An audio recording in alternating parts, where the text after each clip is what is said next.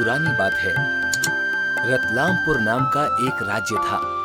वहां का राजा बहुत ही ईमानदार, बहादुर और अपनी प्रजा से प्रेम करने वाला था। उस राज्य में भरपूर सुख व समृद्धि थी, पर पिछले कुछ समय से पानी की कमी के कारण लोग परेशान रहने लगे थे। इस दिक्कत के कारण लोगों के जीवन पर काफी प्रभाव पड़ रहा था, क्योंकि वहां के अधिकतर लोग खेती किया करते थे। उसी राज्य में दो भाई सोहन व मोहन रहा करते थे और वो भी आजकल बहुत परेशान थे। हे भगवान, अगर ऐसे ही हमारे राज्य में पानी की कमी रही और बारिश नहीं हुई तो हमारे खेतों का क्या होगा? हमारी फसलें तो बर्बाद हो जाएंगी। सही कहा मोहन भैया आपने। अब तो कोई चमत्कार हो तभी काम बनेगा। थोड़ी देर बात करने के बाद वो लोग राजा के दरबार में जाकर राजा से इस मुद्दे पर बात करने की सोचते हैं। चल सोहन, राजा के दरबार में चलते हैं। इस राज्य की मुसीबतों को दूर करना राजा का कर्तव्य है। अब उन्हीं को कुछ करना पड़ेगा। वो दोनों भाई राजा के सामने पहुंचते हैं और राज्य में हो रही पानी की कमी की बात उन्हें बताते हैं। महाराज, हमारे राज्य में पानी की बहुत कमी हो गई है। बहुत समय से बारिश नहीं हुई है और आप तो जानते हैं कि आपके राज्य में अधिकतर लोग किसान हैं। पानी की कमी के कारण उनकी फसलें बर्बाद हो रही हैं, जिनमें से हम दो भाई एक हैं। हमारी इस समस्या का समाधान करें। ये तो सच में एक बड़ी समस्या है। इसका हल निकालना बहुत जरूरी है। राजा इतना ही बोल पाया होता है कि दरबान आकर उसको बताता है कि कोई राहगीर आया है और वो अंदर आने की आज्ञा मांग रहा है। राजा उसको आज्ञा दे देता है। राहगीर एक पिंजरा हाथ में लिए अंदर आता है।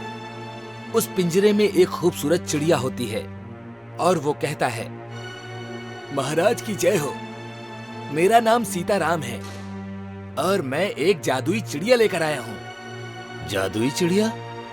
जी हाँ महाराज, मेरे पास इस पिंजरे में जो चिड़िया है ये जादुई है। मैं चुनौती देता हूँ कि कोई इसे पकड़ कर दिखाए।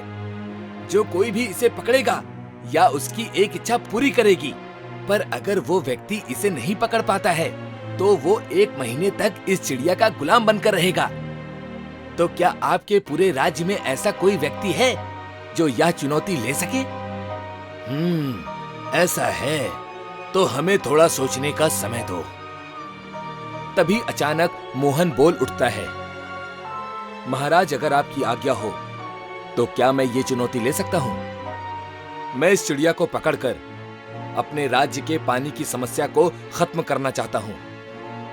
मेरी आज्ञा है, लेकिन इतना ध्यान रखना, अगर नहीं पकड़ पाए तो 1 महीने तक इस चिड़िया का गुलाम बनकर रहना पड़ेगा। मुझे मंजूर है। तो ठीक है, ये लो गई चिड़िया। ये बोलकर सीताराम चिड़िया का पिंजरा खोल देता है और चिड़िया उड़ जाती है। अब ये मोहन का काम था कि उसे जल्द से जल्द पकड़कर वापस सीताराम के पास लेकर आए। भैया, आपको इस चिड़िया को पकड़ना ही होगा, वरना हमारी पानी की समस्या तो खत्म नहीं होगी, बल्कि एक दिक्कत और बढ़ जाएगी कि आप उसके गुलाम बन जाएंगे। सोहन मेरे भाई, तू घबरा मत, मैं उस चिड़िया को जरूर पकड़ लूंगा। मोहन महल से बाहर निकल जाता है और इस चिड़िया को ढूंढने लगता है। वो चिड़िया दिखने में सबसे अलग थी, इसीलिए उसको ढूंढना थोड़ा आसान था। मोहन काफी देर तक इधर उधर घूमता रहता है और आखिरकार वो एक पेड़ पर बैठी दिखाई देती है। वो दूर से ही पेड़ के नीचे दाना डालता है। दाना देखकर चिड़िया नीचे उतरती है और उसके नीचे उतरते ही मोहन उसके ऊपर एक कपड़ा डाल देता है और उसे फौरन पकड़ लेता है।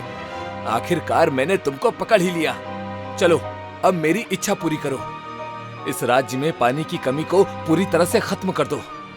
मोहन ये बोलकर उस चिड़िया को वापस सीताराम के पास लेकर जाता है और उससे कहता है, ये लो अपनी चिड़िया और मेरी इच्छा पूरी करो।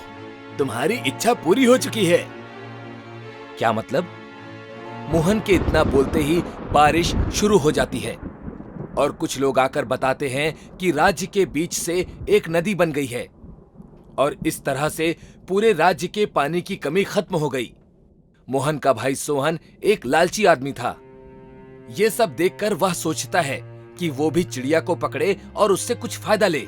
वो सीताराम के पास जाकर चिड़िया को पकड़ने की चुनौती देता है और अंततः वो भी चिड़िया को पकड़ लेता है। मेरी इच्छा है कि मेरे बाल सोने के हो जाएं, जिन्हें काट कर मैं बेच सकूं और सबसे अमीर बन जाऊं। सोहन की ये इच्छा पूरी हो जाती है और सीताराम उस राज्य से चला जाता है। एक तरफ मोहन मेहनत से खेती कर रहा था, पर इधर सोहन अपने सोने के बाल बेचकर अमीर बनता जा रहा था। उसकी चाहत थी कि वो राजा से भी ज्यादा अमीर बन जाए।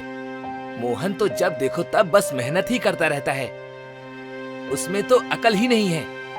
मैंने अपना दिमाग लगाया और देखो मैं कितना अमीर हो गया। सोहन अपना एक बड़ा सा महल बना लेता है, पर उसका लालच इतना बढ़ चुका होता है कि वे अपने बड़े भाई मोहन के खेत खलिहान भी हड़प लेता है। राज्य के सभी लोग अब सोहन से डरने लगे थे। राजा भी उसका कुछ नहीं बिगाड़ पा रहा था। सब लोग परेशान थे और भगवान से प्रार्थना कर रहे थे कि उन्हें इस मुसीबत से छुटकारा मिले। तब एक दिन, अरे ये मेरा सर इतना भारी क्यों लग रहा है? और मैंने अपने बाल कल ही तो काटे थे, इतने ज्यादा फिर से कैसे बढ़ गए? सोहन के सोने के बाल अब उसके लिए एक मुसीबत बन चुके थे। उसका सर इतना भारी हो गया था कि उसका अपने बिस्तर से उठना भी मुश्किल हो गया था और वो जितने भी बाल काटता था वो वापस से उग जाते थे।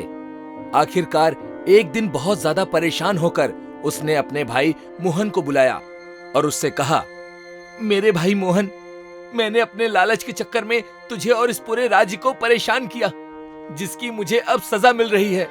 सोहन मोहन को अपनी पूरी परेशानी बताता है और उससे माफी मांगता है। मोहन ये तय करता है कि वो उस चिड़िया वाले को दोबारा ढूंढेगा और उससे इसका इलाज मांगेगा। तुम्हें अपनी गलती का एहसास है, यही मेरे लिए बहुत है। तुम फिक्र ना करो, मैं इसका कुछ ना कुछ इलाज ढूंढता हूं। ये कहकर मोहन वहां से निकल जाता है और सीताराम का पता लगाता है। उसके पास पहुंचकर वो उसे पूरी परेशानी बताता है तो वो कहता है, तुम्हें एक बार फिर से इस चिड़िया को पकड़ना होगा और इसके सामने अपनी इच्छा रखनी होगी। ठीक है, मैं तैयार हूं। सीताराम चिड़िया को पिंजरे से आजाद करता है और मोहन उसको बहुत मेहनत के बाद पकड़ लेता है और उसके सामने अपनी इच्छा रखता है और वापस अपने राज्य में अपने भाई सोहन के पास आ जाता है। वह देखता है कि सोहन के बाल पहले जैसे हो चुके हैं और वो खड़ा हुआ है। आपका बहुत बहुत धन्यवाद भैया, मैंने इतना लालच किया और उसके बाद भी आपने मेरी परेशानी दूर कर दी। मुझे माफ कर दीजिए। जितना भी धन तुमने कमाया है उससे लोगों की मदद करो, लोग भी तुम्हें माफ कर देंगे। और आज के बाद लालच नहीं करना। मैं आज के बाद लालच कभी भी नहीं करूंगा, ये मेरा आपसे वादा है। उसके बाद से सोहन कभी भी लालच नहीं करता। सोहन सबसे माफी मांगता है और सब लोग उसे माफ कर देते हैं। फिर दोनों भाई मिलकर पूरे राज्य की मदद करते हैं और हमेशा खुशी खुशी एक साथ रहते हैं। लालच एक बुरी बला है और उसका अंत कभी भी अच्छा नहीं होता।